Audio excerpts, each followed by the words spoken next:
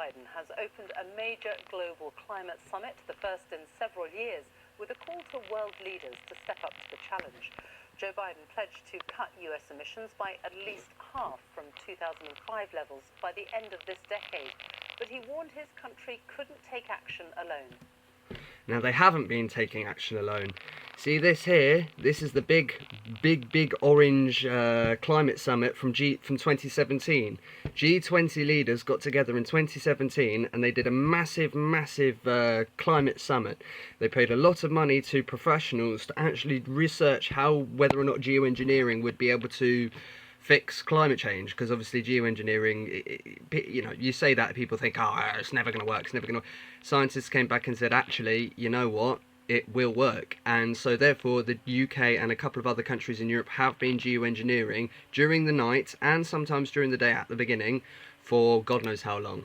Now this here is a map of the American pollution levels. Obviously when G20 got together, everyone agreed that they'd start doing it, mainly at, you know, China's demand, but obviously due to just to the fact that the world was collapsing, that they were going to start. America were the only country that said that they weren't going to bother because they didn't believe that they, one, needed to, and then two, it could be done.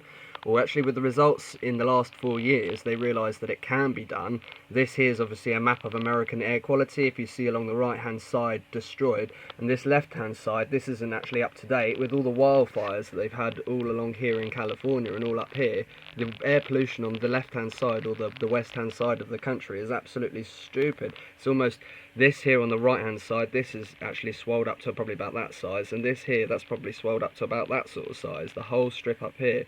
So you've got the middle that's okay, but on the right hand side and the left hand side it's screwed. Now if I go over to this one, oh, try not to mute it.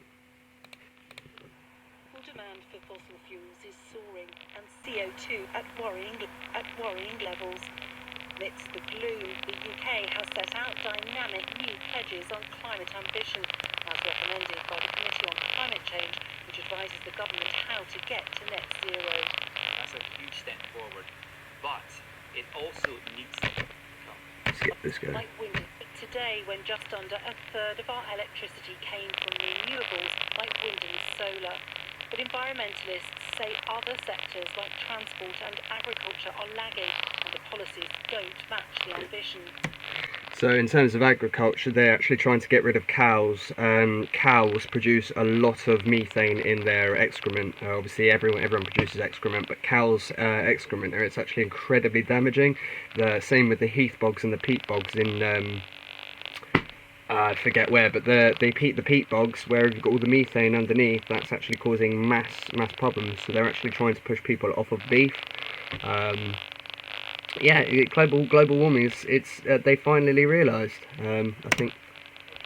For the first time, the targets will include emissions from aviation and shipping. The whole package is designed to give Boris Johnson and the UK real authority ahead of a critical year of climate discussions. But the promises will have to be matched with action if the rest of the world is to be impressed enough to follow suit.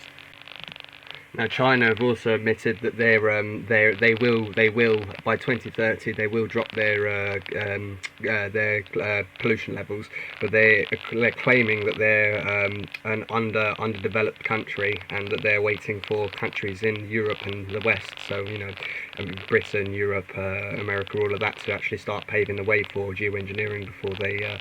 Now they've done a massive thing and stopped accepting plastic.